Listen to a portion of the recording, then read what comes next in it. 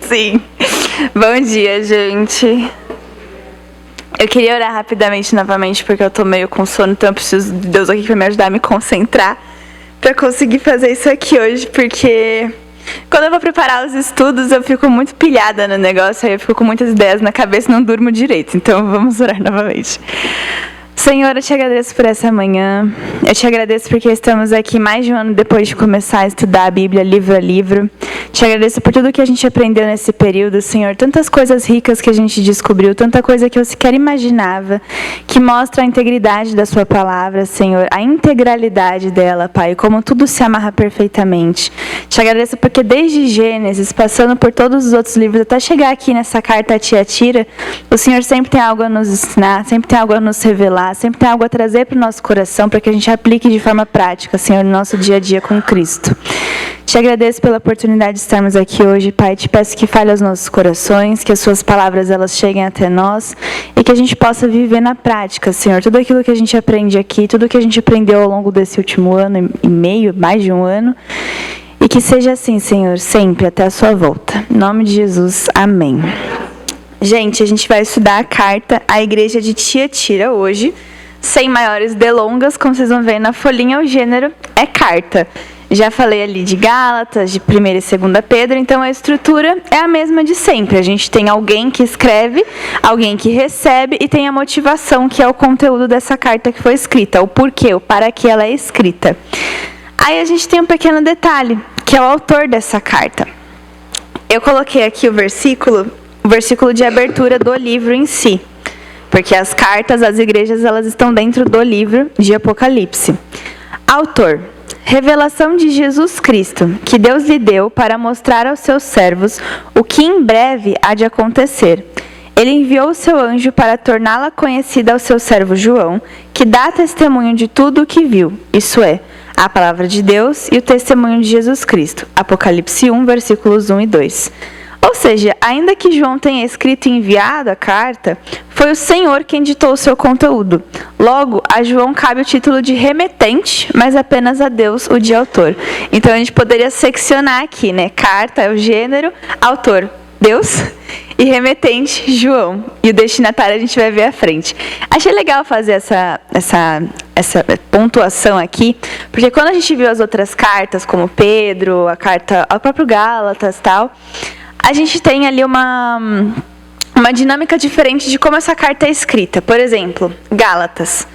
Paulo escreveu porque ele chegou ao conhecimento de que aquela igreja a quem ele tinha ajudado a plantar, que ele tinha instruído, estava passando por problemas. Então, por terceiros, ele ficou sabendo que havia uma necessidade, havia uma demanda naquela igreja de fortalecimento da fé, e inspirado por Deus, ele escreveu as palavras que o Senhor orientou ele para que corrigisse aquele problema, para que houvesse um direcionamento.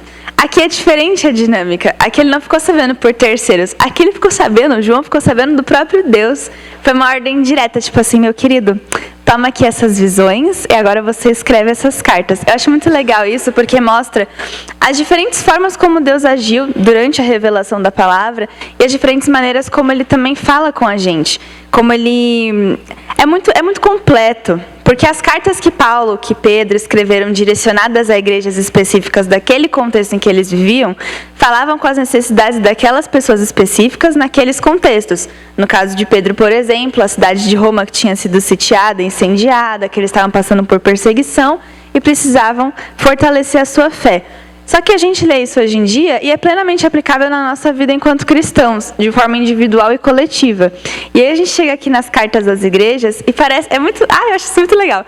Porque o Senhor, né, ele é atemporal, então ele sabe de todas as coisas. Esses 7 modelos de igreja que ele descreve aqui em Apocalipse são modelos de igreja que a gente vê hoje em dia em diversos contextos, seja na nossa, seja em outras igrejas. Então, não só a vida individual do cristão, como nas cartas anteriores que a gente estudou, mas também aqui da própria parte de Deus inspirando e instruindo a falar aos modelos de igreja que existiam na época e que ainda existiriam, o que nos contempla aqui 2000 anos depois.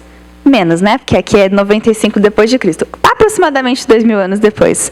Então, esse cuidado de Deus, essa consciência, essa onisciência de fato do Senhor, de saber tudo aquilo que ainda viria a acontecer e atender às nossas necessidades de maneira integral. Saber quais desafios a gente enfrentaria em qualquer momento da história humana, porque algumas coisas são cíclicas, a perseguição, a idolatria, como a gente vai ver na carta de Tiatira.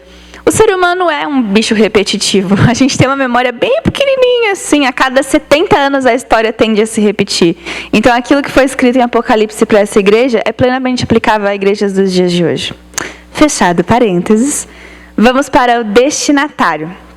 O destinatário é um dos candelabros mencionados em Apocalipse 1:20. Alguém pode ler, por favor? A gente vai ler bastante hoje, viu? Então estejam apostos aí para ler os versículos.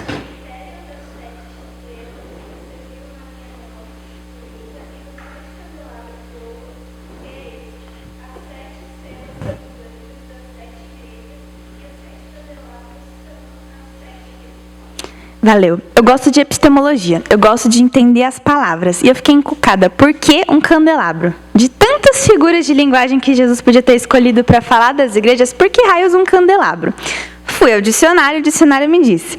O candelabro é um grande castiçal com várias ramificações. Então, ele tem aquela base que, geralmente, ela é mais grossa para ela sustentar os bracinhos que saem dali do candelabro, que tem nas suas extremidades desses bracinhos focos luminosos. O candelabro também é descrito como uma luminária com vários braços.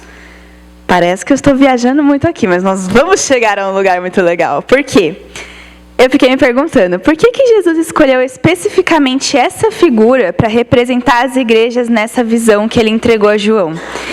Uma possibilidade de interpretação que vai ser corroborada ali pelo próprio texto e por outros textos que também trazem essa figura da luz, é que ele queria logo de início, antes de falar às igrejas, falar das cartas às igrejas, já estabelecer qual era a função prevista para uma igreja, aquilo que o próprio cabeça da igreja esperava de uma igreja, que é evidenciar a fonte de sua luz, isso é, o próprio Cristo. Aí na folhinha de vocês está só o resumo, mas nós temos argumentações aqui. Vamos ler Lucas, capítulo 8, versículos 16 a 17. Alguém lê, por favor.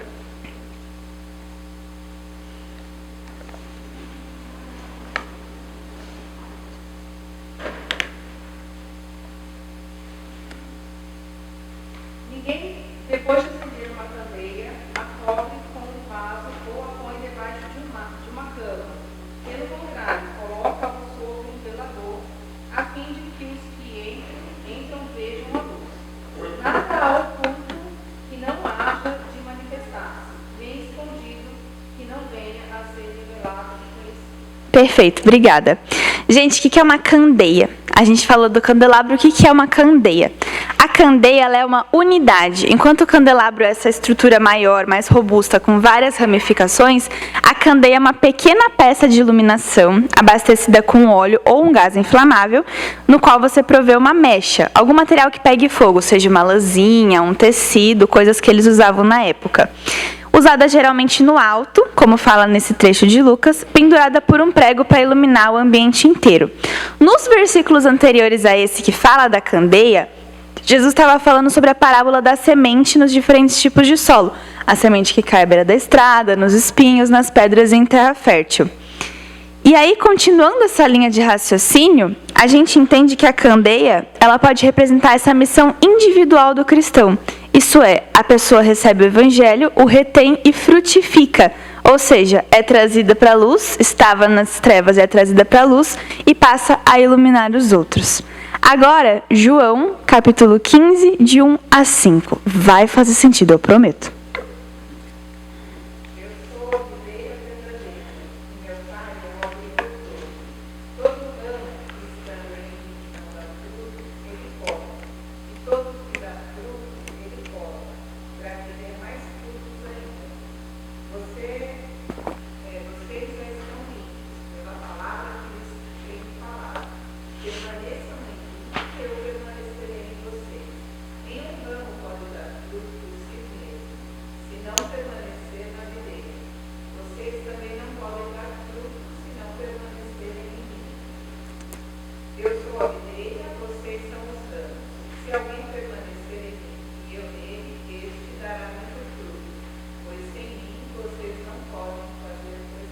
Obrigada. Estão pegando o raciocínio. O que é uma videira? Também é chamada de parreira. Essas duas palavras são sinônimas. É uma planta que tem um tronco, ele é retorcido, e ela tem vários raminhos flexíveis com folhas grandes e flores esverdeadas que se transformam nas uvas. Jesus afirma que ele mesmo é esse tronco, essa fonte. E os ramos juntos produzem a safra. Você não vai ver uma videira com um ramo só. Você não vai plantar uma parreira e você vai ver só um raminho. Ela necessariamente vai ter vários raminhos que vão frutificar.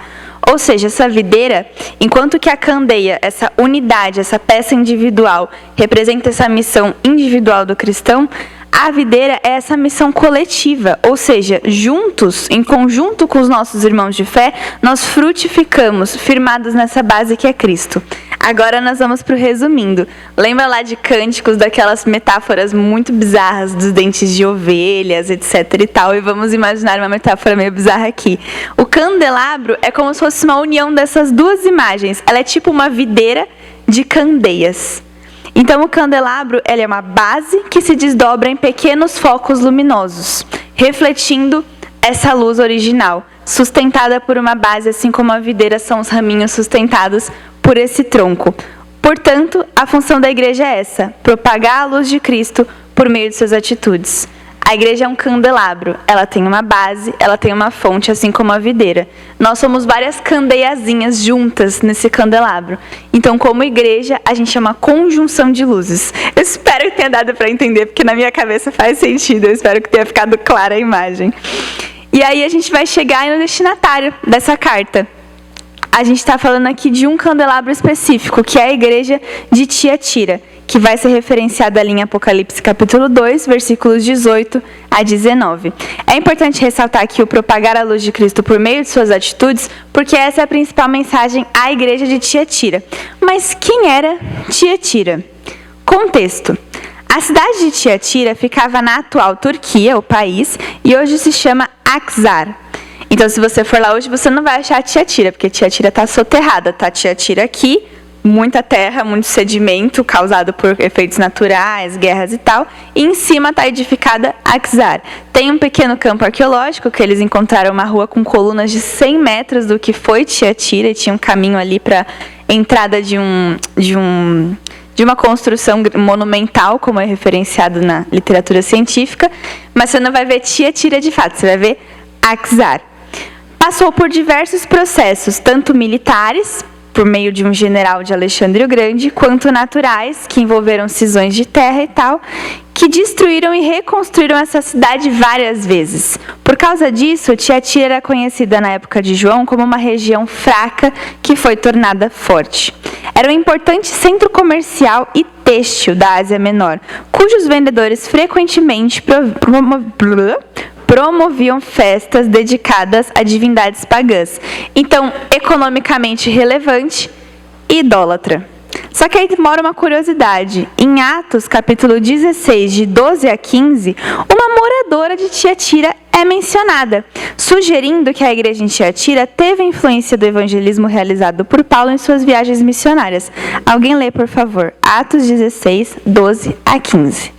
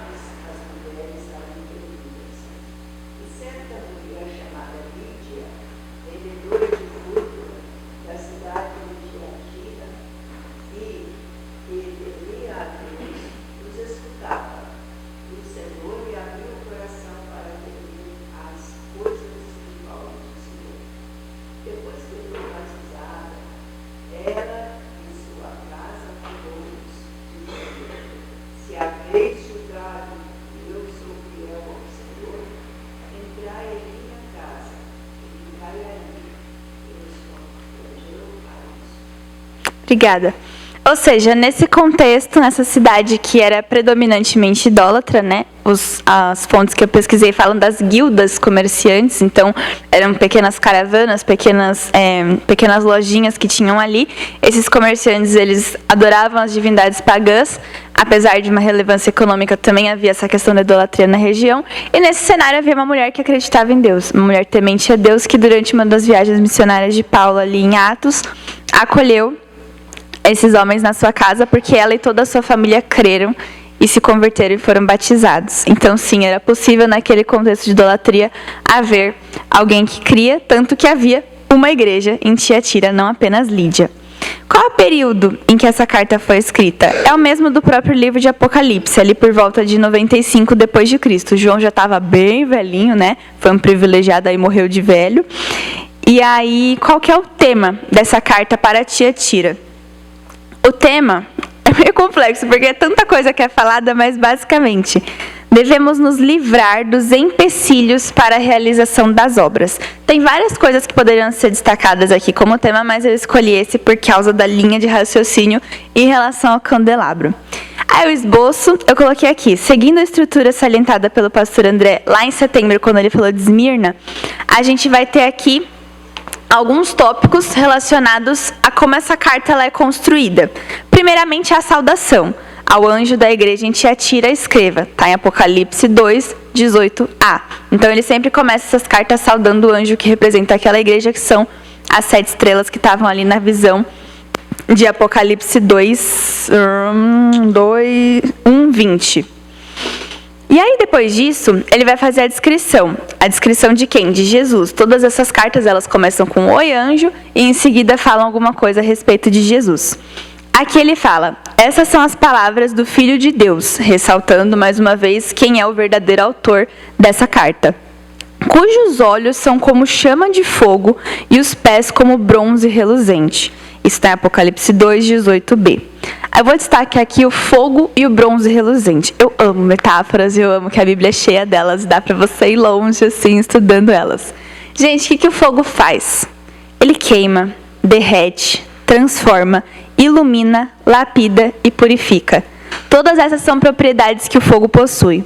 Olhos de fogo são aqueles que enxergam dentro de nós, que conhecem nosso interior, sondam nossa mente e coração, trazem à luz o que estava oculto, revelam o que há de pior no ser humano, e assim como o fogo, ele abrasa e ele vai ali regenerando, ele vai modificando um material sólido, ele nos regenera e nos faz novo.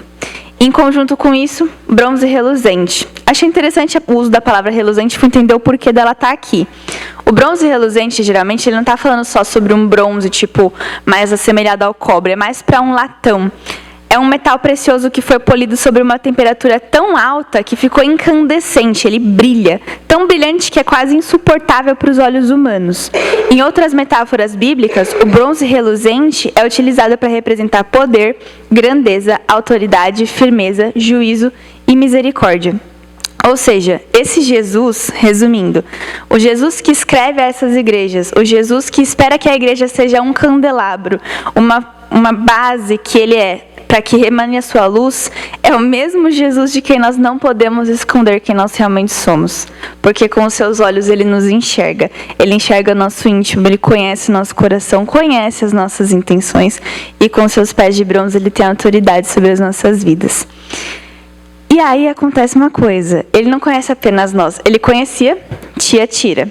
Essa capacidade dele de nos sondar e nos conhecer por completo, eu acho engraçado aquela musiquinha do Crianças Diante do Trono do... Não dá pra brincar de esconde-esconde com Deus. Acho que muito tempo atrás, em uma outra EBD, eu falei que eu morria de medo dessa música quando era criança. Porque eu ficava, meu Deus, ele tá me olhando tudo que eu faço, socorro. Eu era paranoica, assim, eu tinha um pouco de... Eu ficava meio ansiosa quando eu pensava sobre isso. Hoje em dia eu fico feliz, porque de fato não tem nada que eu possa esconder dele. Nada que eu faça, nada que eu pense, nada que eu sinta. E é exatamente isso em relação a Tiatira. Tanto que ele faz um elogio. Ele diz aqui... Conheço suas obras. Vamos prestar atenção nas palavras usadas. Conheço suas obras, seu amor, sua fé, seu serviço e sua perseverança. E sei que você está fazendo mais agora do que no princípio. Apocalipse 2, versículo 19. Diz da igreja de Tiatira, pois elas tinham um fundamento. Elas caminhavam juntas, elas eram codependentes. A gente tem aqui uma relação. Essas 5 coisas, esses 5 atributos, essas 5 qualidades elogiadas em Tiatira, elas são individuais, mas elas são interligadas. Uma precisa da outra. Aí está no parágrafo abaixo. Primeiramente vem a fé. Sem a fé não tem nada. A fé é a base de tudo. A fé por meio de ouvir a palavra de Deus. Pela fé, tendo fé em quem Cristo é, no Evangelho, no que Ele fez na minha vida, no que Ele faz por nós, é possível ter amor. Porque nós fomos amados primeiro, e a partir do momento que a gente tem fé nesse amor, a gente ama. A gente ama a Deus acima de todas as coisas, o que nos permite ter perseverança, e a gente ama ao próximo como a si mesmo, o que resulta em atos de serviço. E tudo isso aqui, a fé, o amor, a perseverança e o serviço, são obras, eles se refletem nas nossas obras, são as nossas atitudes, aquelas que Cristo espera da igreja enquanto um candelabro. São as coisas que a gente faz que demonstram que nós somos cristãos. Em tudo isso ficam evidentes as nossas obras. Ali em Tiago 2, 26, ele fala: como um corpo sem espírito é morto, uma fé sem obras é morta. Esse é um texto polêmico, que muitas pessoas distorcem, etc, etc. Como sempre, né? Vão distorcer qualquer coisa na Bíblia, inclusive essa parte que ela tem ali uma complexidade de compreensão. Mas é um caminho. A fé sem obras é morta. Só que para você sair da fé e chegar até as obras, existem pontos, existem passos. Não é simplesmente as obras, não é simplesmente a fé.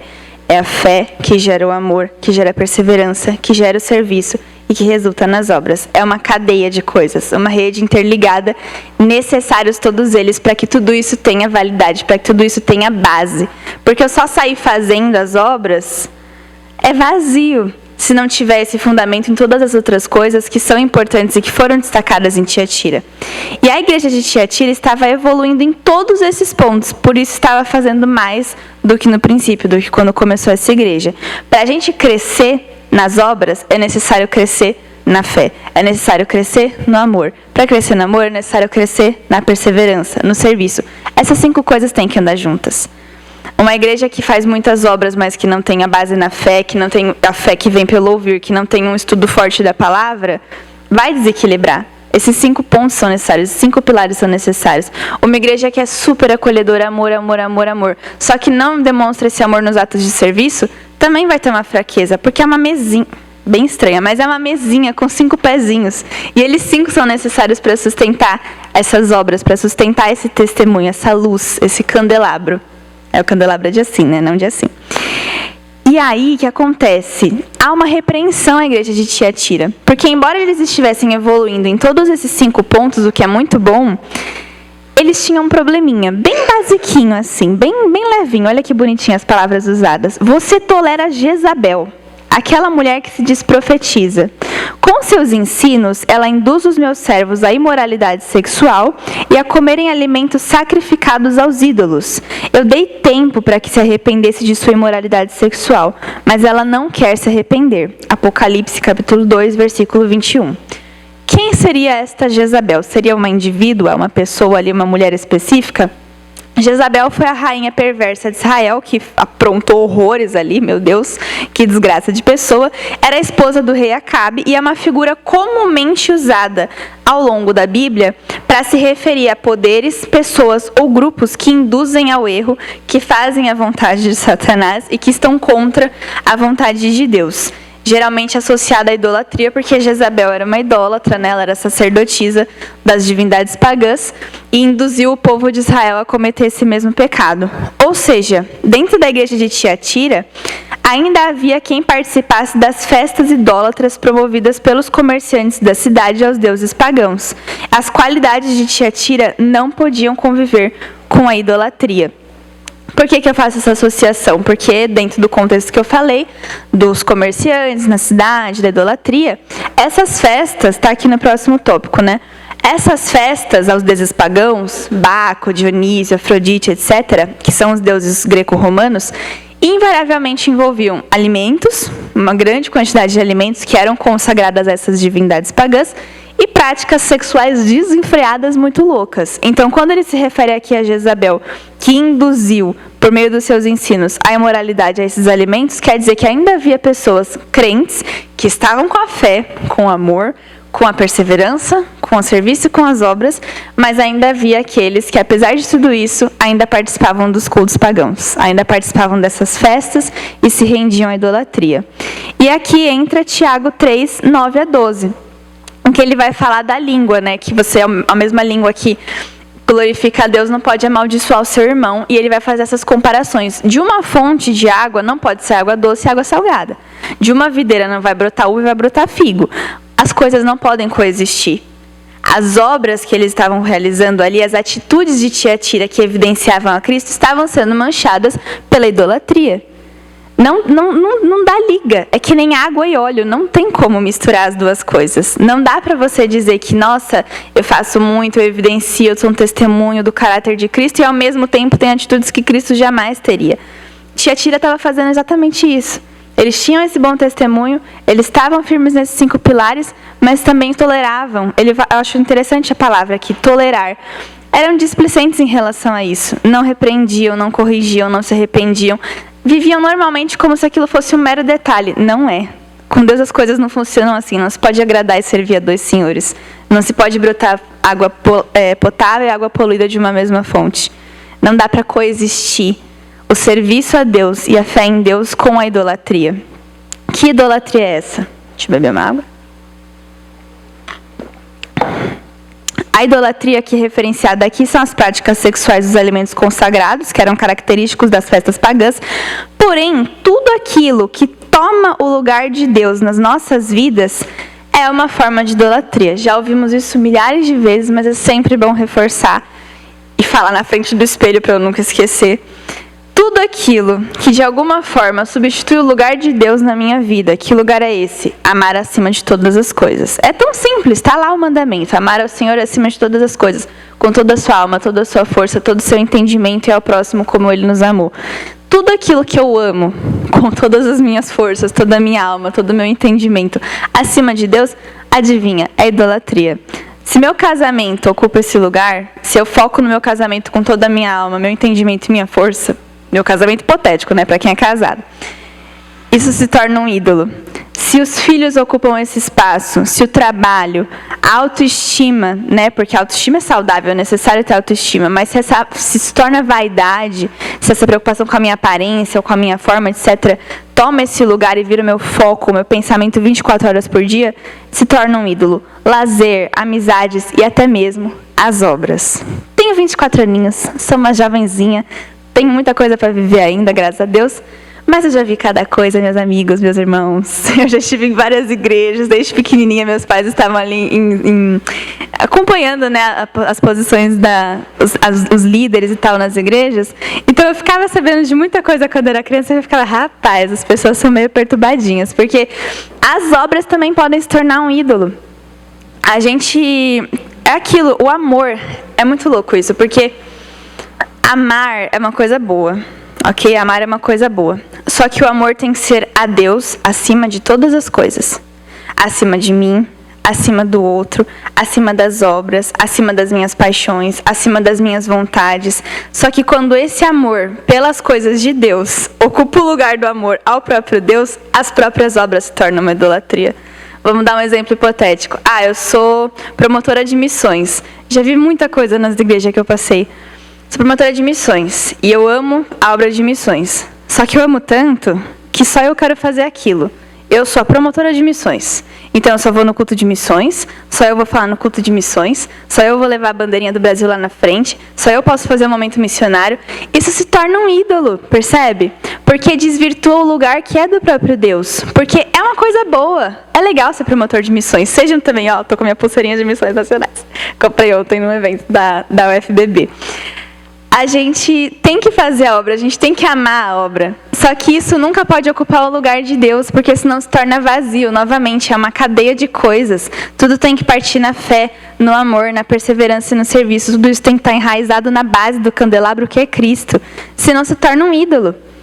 Tanta coisa que eu já vi, e aí aconteceu inúmeras vezes, sei lá, de tipo... uma pessoa...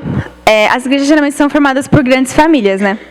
E aí teve uma igreja na qual eu cresci, que rolou uma briga lá, e saiu uma pessoa do Ministério de Louvor, que era uma família muito grande, por sinal, e saiu metade da igreja junto com eles, porque eles não podiam mais estar na obra. Porque aquilo virou um ídolo. Aí eles fizeram o quê? Abriram sua própria igreja, em que eles faziam tudo. Eles eram louvor, eles eram a palavra, etc, etc. A igreja tinha 50 membros, saíram 30, sobrou 20. Foi louco. Eu tinha 12 anos, ficou meu pai e eu lá cuidando de tudo. Eu orava, aí meu pai ia lá, pregava. Aí eu ia lá, cantava. E aí a gente se revezava para o negócio continuar rolando. Porque a obra se tornou um ídolo. E isso é realmente muito perigoso. Tudo tem potencial para se tornar um ídolo. Por isso que é um trabalho constante de autoexame, de investigar o nosso próprio coração, de pedir para que Cristo, com esses olhos de chamas de fogo, analise o nosso interior, Ele que vê tudo e nos conhece plenamente, nos mostre. Às vezes eu falo, Senhor, eu tô achando que isso aqui tá virando um ídolo, me mostra isso, é isso, de fato. E às vezes é. Dinheiro, por exemplo, para mim, é uma questão muito grande. Às vezes eu fico ali tão encucada, meu Deus, eu preciso ganhar dinheiro, Gente, Deus cuida de tudo, Ele cuida dos lírios do campo. Por que eu tô aqui preocupada se eu vou ter dinheiro? Calma, respira, meu bem. Não deixe se tornar um ídolo na sua vida.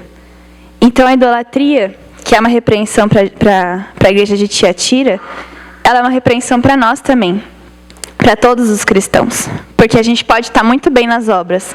A gente pode estar muito bem na fé, no amor, no serviço e na perseverança. Mas ao mesmo tempo pode ser que tenha um ídolo que esteja crescendo no nosso coração e a gente nem esteja percebendo. Porque o ídolo é algo que a gente ama. O ídolo não é uma coisa que por pura maldade, hoje eu acordei e decidi idolatrar, assim, eu vou do nada colocar uma coisa no lugar de Deus. Não. O ídolo é esse amor que vai sendo desmedidamente alimentado acima do amor que eu tenho por Deus. Então são coisas sutis, que a gente nem percebe quando vai acontecendo. Por isso essa importância de pedir para que o Senhor nos mostre quando algo está se tornando um ídolo no nosso coração. E aí vem a orientação.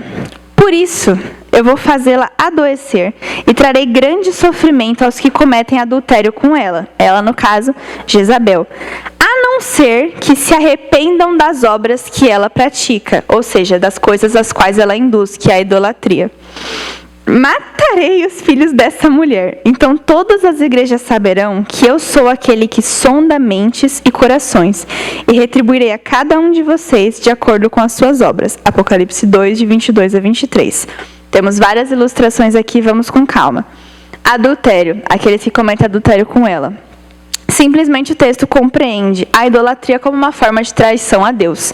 Coisa básica, né? Está ali em Êxodo, capítulo 23, versículo 3. É um dos principais mandamentos. Não terás outros deuses além de mim. A idolatria, naquele caso do contexto de festividade a deuses pagãos, era uma traição literal a Deus. Porque ele falou, olha, eu sou suficiente para você. Você não precisa de outras divindades. Não precisa adulterar com essas outras divindades. Não precisa me trair a sua fidelidade, seu amor a mim, com essas outras divindades. Por isso ele se refere aqui a adultério. E a gente pensa só em outras divindades, os deuses ali daquela época. Mas, gente, toda forma de idolatria é um adultério. E mesmo que não seja com outras divindades, com outras coisas que eu coloco no mesmo lugar de Deus. Tipo assim, eu confio em Deus no meu futuro. Mas eu tomo minhas decisões baseadas no horóscopo da semana que saiu na revista Capricho. O que eu estou fazendo, meu Jesus Cristo? Isso daí é uma forma de traição. Se eu confio meu futuro nas mãos de Deus, por que eu preciso que os signos, os astros e sabe Deus o que mais, me digam o que vai acontecer ao longo da minha semana? Se eu vou ganhar um dinheiro ou se eu vou bater o carro? Não tem lógica isso. Ele é suficiente. É uma traição, é uma forma de adultério. E aí ele fala de matar os filhos, né? Nossa, que coisa horrível. Gente, o salário do pecado naturalmente é a morte. Está ali em Romanos 6, 23. Aqueles que estavam ali em Tiatira, adulterando com Jezabel, vulgo, se rendendo à idolatria, em vez de focar naquilo que estavam evoluindo naqueles 5 pontos, qual que era o destino? A gente se engana às vezes, sabe? Tipo, não, beleza, eu sou cristã, eu tô aqui na igreja, eu tô fazendo EBD, o microfone tá caindo e eu tirei ele do lugar. Eu tô aqui fazendo as coisas, eu sou uma cristã exemplar, blá, blá, blá, blá, blá, blá, blá. Tenho esse pecadinho de estimação aqui que tá consumindo a minha mente e meu coração? Tenho, mas é um mero detalhe. Meu bem, o salário do pecado é a morte. Não, as coisas não coexistem. Não existe essa de encobrir as minhas idolatrias com as minhas obras, com o meu serviço, com o meu amor. As coisas não funcionam assim. Ou isso ou aquilo, já dizia Cecília Meirelles no seu poema infantil. A gente tem que escolher. Ou Deus e as obras e tudo aquilo que vem a partir da fé, ou os meus ídolos pessoais. Senão, matarei os seus filhos. E com que horror, eu falei assim naturalmente. Senão acontece aquilo que está escrito aqui, a morte. E com isso, as igrejas saberiam que ele é aquele que sonda os corações, como eu mencionei ali na questão dos olhos de chamas de fogo. E ele retribuirá a cada um de acordo com as suas obras. De nada valem, aqui em relação à retribuição, de nada vão valer essas boas obras se elas forem maculadas pela idolatria. Ali em Gálatas 6:7, não se deixem enganar. De Deus não se zomba. A gente não consegue... É muita arrogância, muita falta de senso achar que a gente consegue enganar a Deus. Ele sabe aquilo que a gente faz. Aquilo que a gente semeia, a gente colhe. Ele está vendo o que eu estou fazendo. Nossa, que bonitinho, Júlia, você está falando aí de Jesus, muito bonitinho. Mas eu também estou vendo essa outra parte. Eu também estou vendo aquilo que você faz que ninguém vê. E você vai colher. É simples, é assim que funciona. Não é uma... Eu, quando criança, falava, meu Deus, de Deus não se zomba. Meu Deus, será que eu estou zombando de Deus? Ele vai me castigar. Não é castigar, é ciclo natural das coisas. Eu estou semeando idolatria, eu vou colher o salário do pecado, que é a morte. Eu estou semeando aqui as boas obras com base na fé, no amor, etc, etc. Eu vou colher o fruto disso, que é a vida. É muito simples. A gente, às vezes, mistifica muito os versículos, mas eles são muito mais práticos do que a gente pensa, de fato. Continuando, depois de fazer essa orientação, ele vai fazer uma exortação, porque nem só de broncas vivem as cartas às igrejas.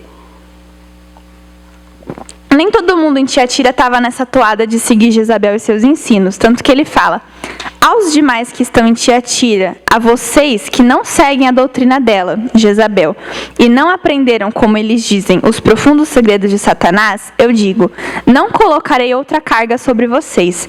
Apenas apeguem-se com firmeza ao que vocês já têm, até que eu venha. Apocalipse 2, de 24 a 25. Jesus indica a permanência como uma ferramenta para resistir à idolatria. É que eu destaquei Lamentações 3, de 21 a 24, que é quando ele fala: trarei à memória aquilo que me traz esperança, que as misericórdias do Senhor se renovam todas as manhãs, e essa é a causa de nós não sermos consumidos. É muito simples, é simples na teoria, na prática a gente sabe que é mais complicado. Mas a solução para aqueles que estavam em Tiatira, que não se rendiam à idolatria, era o quê?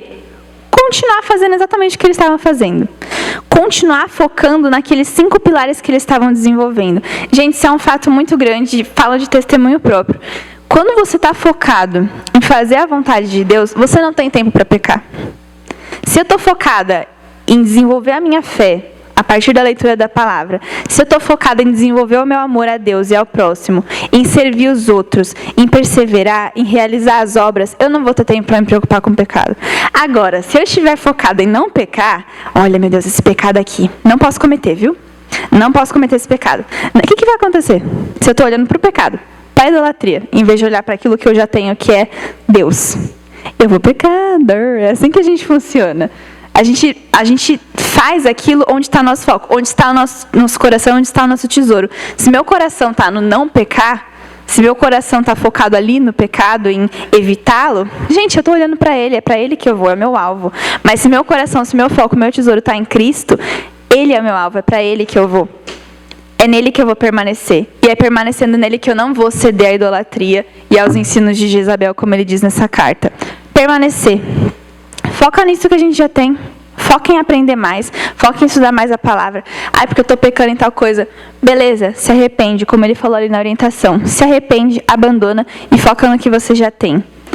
Foca em aprender, foca em se desenvolver, foca na devocional, no estudo, em ouvir, em assistir, em estudar a palavra de Deus ali no seu quarto. Foca em amar a Deus, em pedir esse amor a Ele para que cresça no seu coração. Amor a Ele que invariavelmente vai resultar em amor ao próximo, porque o amor dele transborda. Uma coisa é consequência da outra, a gente ama como Ele nos amou. E é um amor que vai muito além da nossa capacidade humana de amar.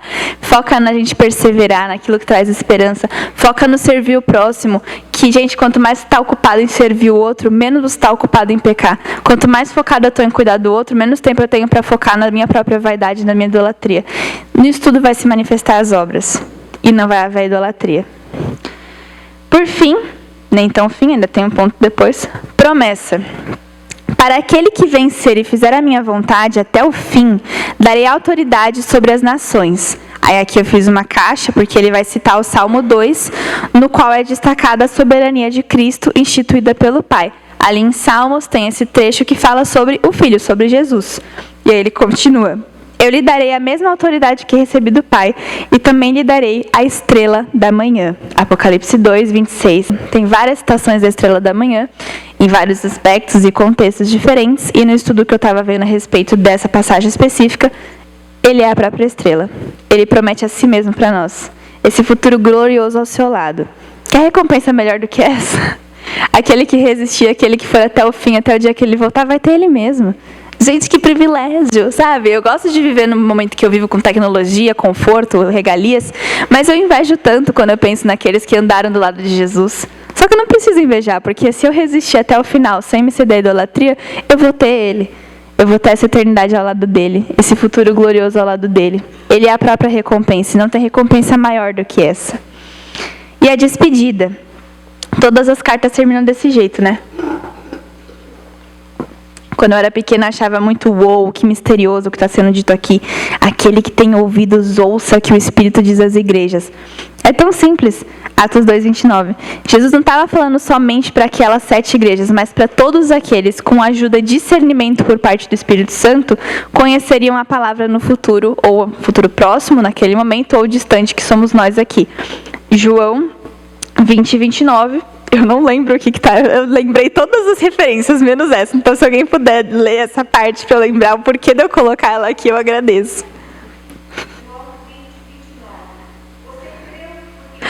Boa. Obrigada. Ouça o que o Espírito diz às igrejas. O Espírito que é aquele que vem da parte do próprio Deus e nos dá entendimento, nos ajuda a compreender o que está escrito na palavra, nos ajuda a estudar, a se aprofundar nesse conhecimento. Nós não vimos ele ainda, mas nós cremos. Nós somos benditos por causa disso, bem-aventurados. Então, que a gente possa ouvir, ler e entender aquilo que está sendo dito a essas igrejas e entender como se encaixa nos dias de hoje. A conclusão é: para que a igreja cumpra, para que a igreja, para que a igreja cumpra plenamente o papel idealizado por Jesus para ela, que é o de candelabro, é necessário investir na fé, no amor, na perseverança e no serviço ao próximo, resistindo à tentação e se arrependendo de qualquer idolatria que, porventura, já tenha corrompido as nossas obras. Essa é a mensagem básica, assim, tem muitas outras coisas que poderiam ser faladas, mas eu destaco essa. Que a gente possa ser como Tiatira, crescendo e fazendo mais. Esse é o lema da nossa igreja, né? Um pouco mais, um pouco melhor a cada dia. Que a gente, como Tiatira, possa fazer um pouco mais, um pouco melhor a cada dia, sem permitir que nada contamine isso, que nada desvirtue, que nada compita com o foco que a gente tem, que é Cristo. Que nada ocupe esse lugar que Deus tem na nossa vida, por amor, por um amor exacerbado que ocupa o lugar do amor de Deus. E aí ficam as reflexões para a gente pensar. Lembrando que todo mundo pode se aplicar às coisas que estão escritas nas 7 igrejas, cada um em sua devida proporção. Ninguém aqui está participando de festividades a deuses pagãos, mas a gente tem aí outras formas modernas de aplicar isso na nossa vida. Primeiro, enquanto cristão, você acredita que se assemelha à igreja em Tiatira? Faz essa autoanálise. De que maneira a sua vida com Cristo se assemelha a Tiatira? Tanto em relação às qualidades quanto aos desafios. E enquanto igreja, enquanto Moriá, para a gente fazer essa reflexão de forma conjunta e entender como a gente pode melhorar a cada dia. Quais são as qualidades de Tiatira que a gente identifica nessas coisas que foram ditas? E quais esses desafios também que a gente pode talvez identificar na nossa igreja? Se não identificar nenhum, amém, glória a Deus. Mas se identificar como que a gente pode trabalhar eles para que a gente cada vez mais evidencie e cresça nesses 5 pilares e seja um candelabro bonitinho, reluzente, bonitão, douradão, assim que ilumina tudo, ilumina esse bairro, ilumina essa região e alcança e dissemina a luz de Cristo, que é a nossa base, que é a nossa fonte, o nosso tronco retorcido. É isso, irmãos. Que Deus nos ajude a sermos bons candelabros e boas candeias numa videira de candeias.